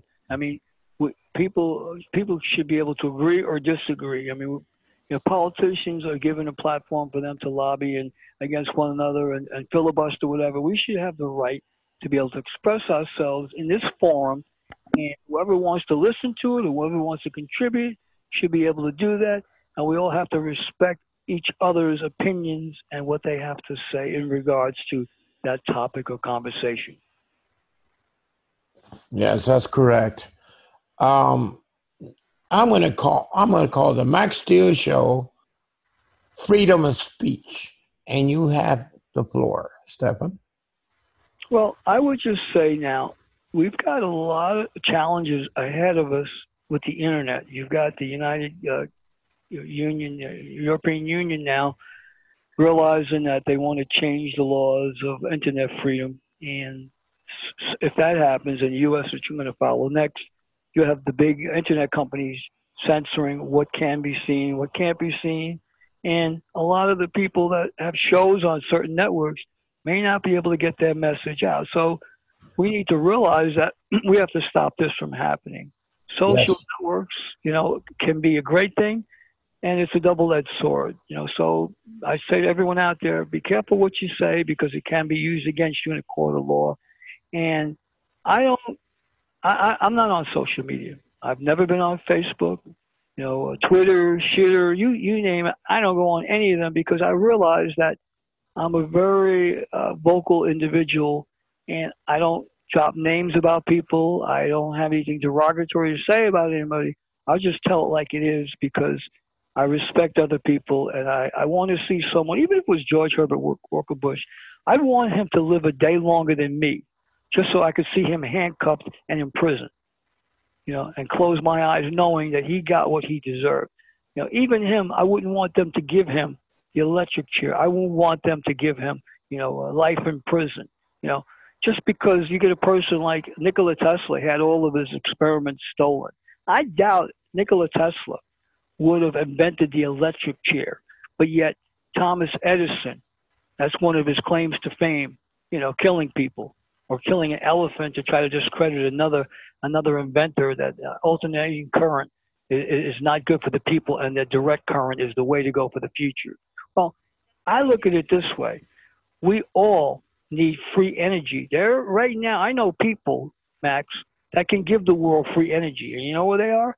They're hiding under a rock because they're trying to kill them too. So here it is. If you have secrets, you have a patent, guess what? Somebody will steal it. They'll make sure that the world doesn't get that cancer cure. Or that person has to go to Mexico to get it, or go to Canada to get it, or go to a holistic doctor. But God forbid if that holistic doctor says he claims he can heal somebody, the goon squad from the FDA comes in, confiscates everything in his store, the registers of money, and closes his business down because he made a claim that he can heal people. Something is wrong with this picture, Max. Stefan, on the internet, you can Google this. There are lists of holistic doctors who have been mysteriously disappeared. They're in car accidents or they suddenly had a heart attack. And these are young people. There's a whole list, especially the ones who found a cure for cancer. They are systematically wiping them out. That's exactly right. And that's why I say to people listening, open your eyes, people, because it's happening around you. Stop watching the Super Bowl. That's fixed, Start watching your life. Start participating in the events of your own life. Did you hug your kids today? Did you kiss somebody? Did you get busy with somebody, tonight? You should, because that's what it's about, to be in service. Did you help somebody? Did a homeless person ask you for $1 and you just walked over them? Think about it. What kind of people are we? What does it say of us if we don't help a brother or a sister when they're in need? This country, and New York alone where I'm sitting, 60,000 people tonight have nowhere to live. They're homeless on the street. That's a large number of people have nowhere to go, no shelter or nothing. But yet, when they ask for housing, and this is what really appalls me, is that 144,000 vouchers were given out last year in New York City, but they weren't giving them out to a woman who was battered or people that were homeless. They gave them out to Hasidim Jews, the Orthodox Jews. 144,000 given to them, and all their apartments are 100% occupancy.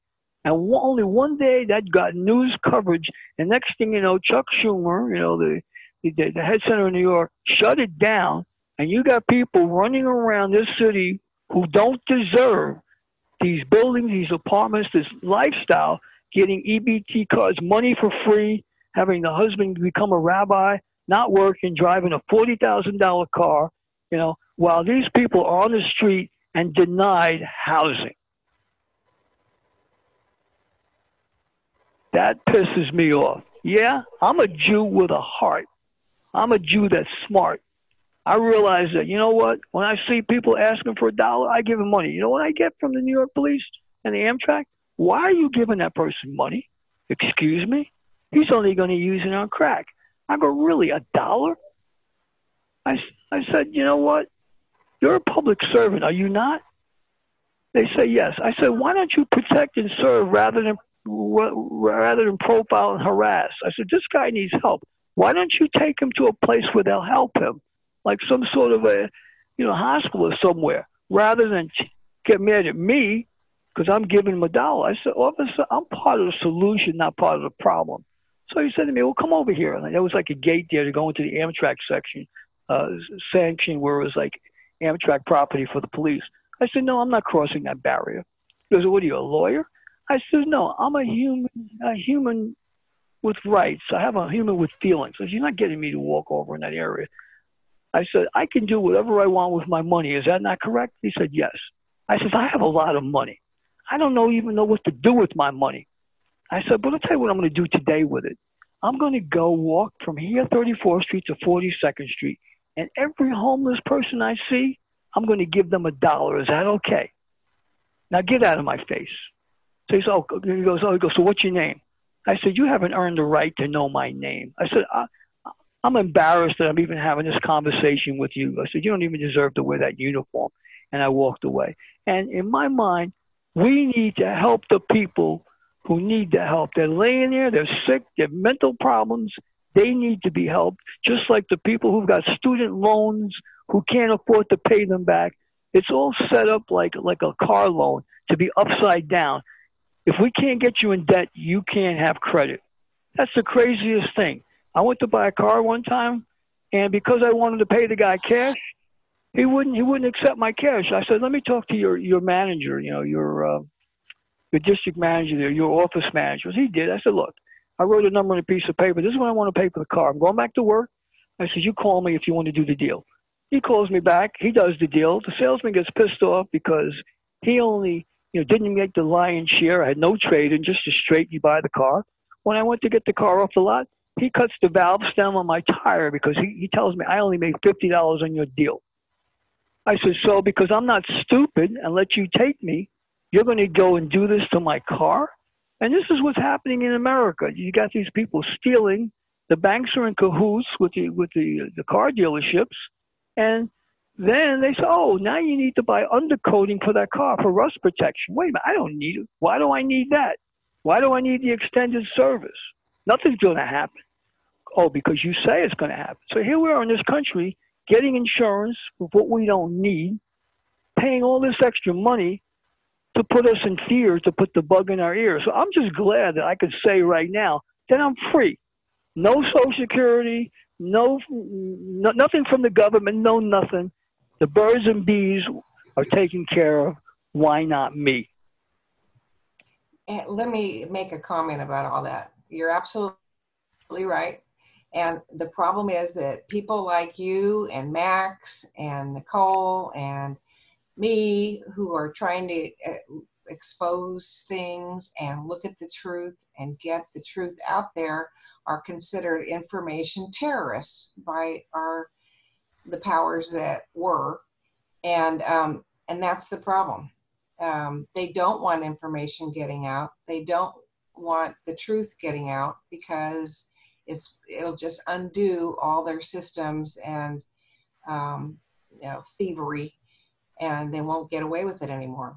So you're right. You're exactly right, Jen. That's why I came on tonight to just put the hammer down, because I want people to know what they don't know or what they suspected but they weren't sure of, and I can validate some things. Because by the end of this week, people that are listening to me, they'll say, let's go verify some of these things he's saying. By the end of the month, I have a lot of followers just in the fact that I make sense. And you know that yourself. You've met me. I mean, you see them trying to arrest me while I'm making a movie.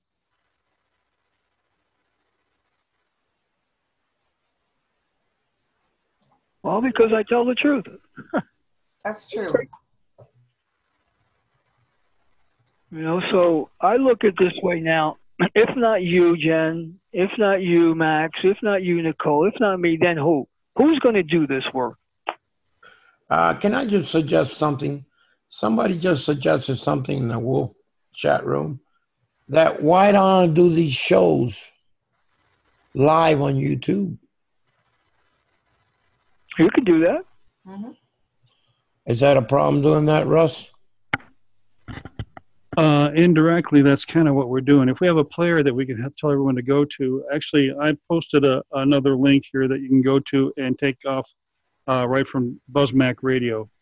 It's my server address, and if you type that in, you can go directly right back to the show. I want to make a suggestion.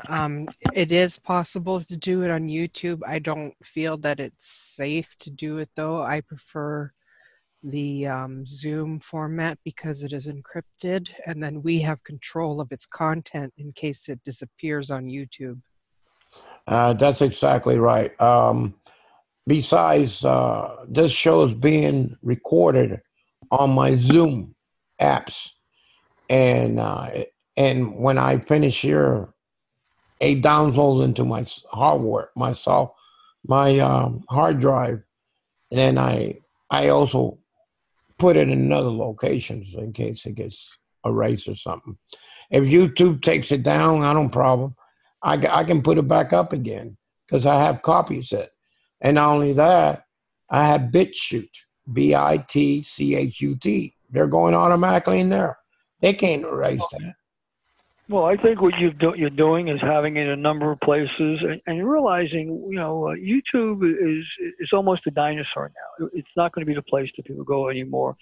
I will not post anything more on YouTube. I have about 7 YouTube sites, and I've boycotted YouTube now. They made a lot of money on me over the years, and I'm not allowing them to continue. So I've got 7, 8 other places platforms that I use, and I would suggest that you do a search to find out what's best for you. And if you've got good content, which you do, and good guests, which you do, and good hosts like you do, people will come. It's like the field of dreams. You build it and they will come.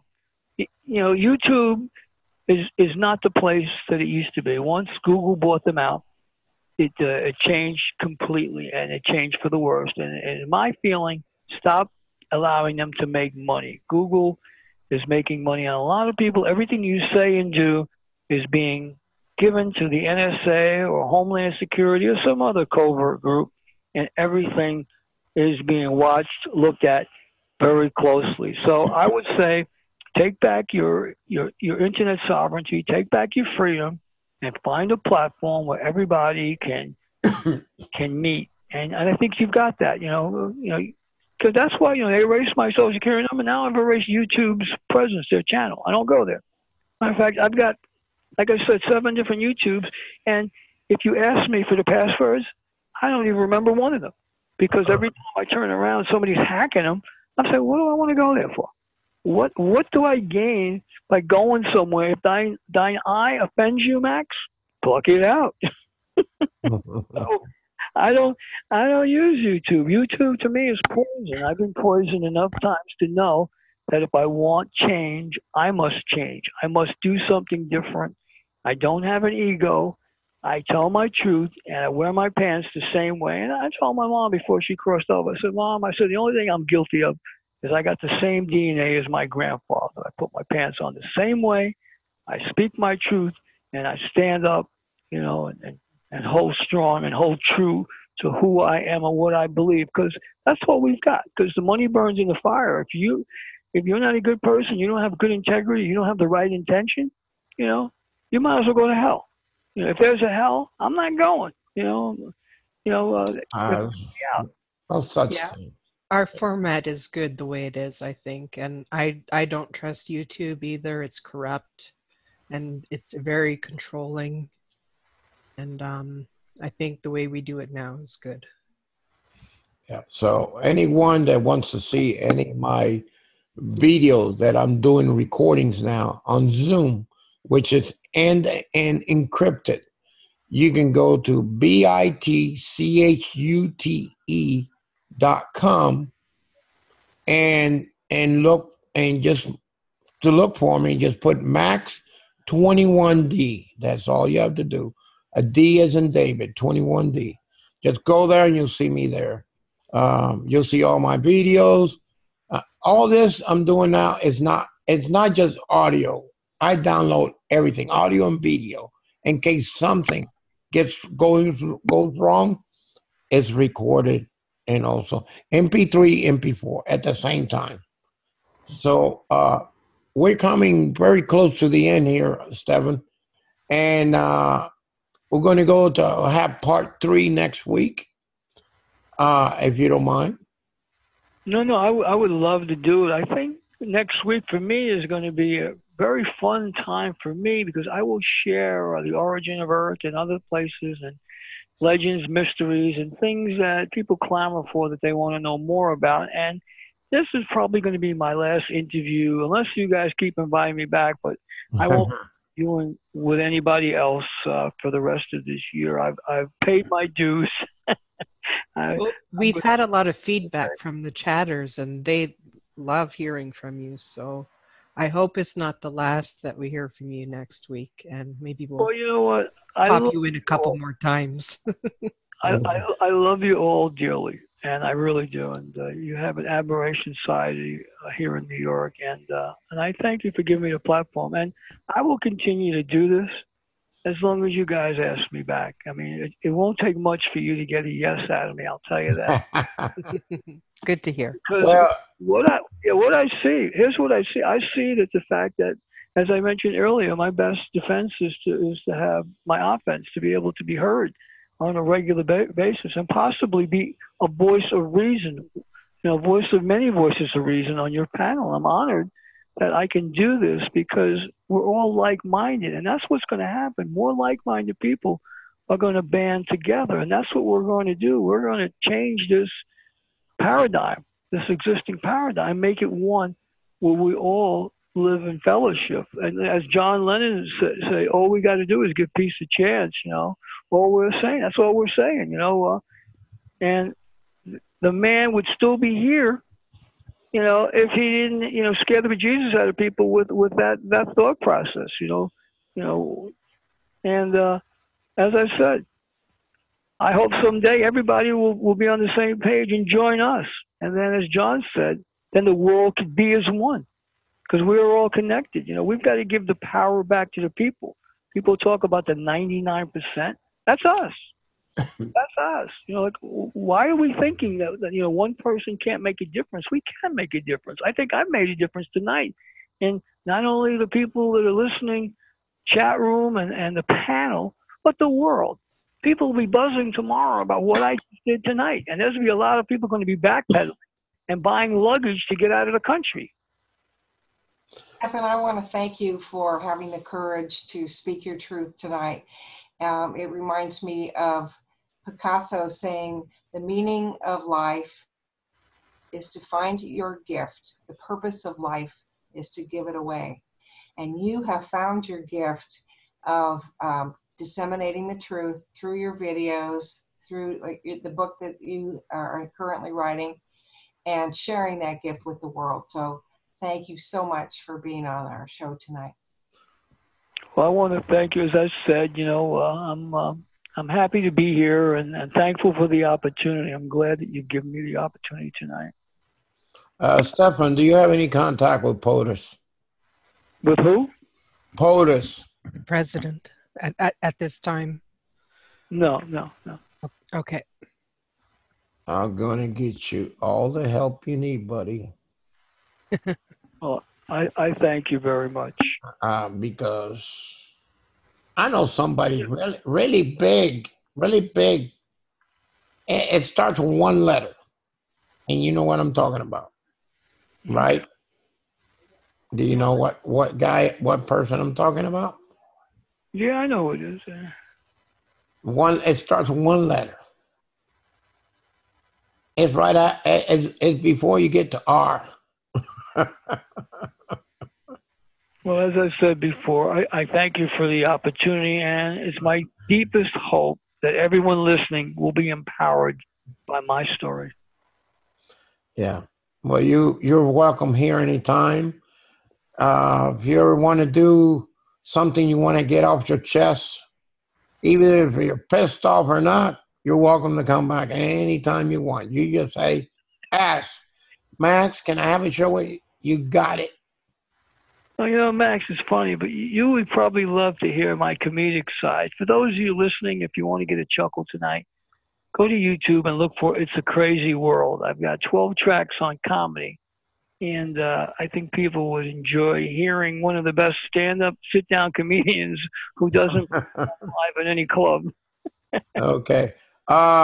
Give you, let me say, my website is max21d.com. You can contact me at Special Forces 1953 at gmail.com. Or if it's really heavy duty information, please send it to Special Forces 1953 at protonmail.com. It is encrypted from end to end. You want protection? That's where you get it. I want to thank you, Stephen, for being on the show. You are returning for next week's show. Same time, same station.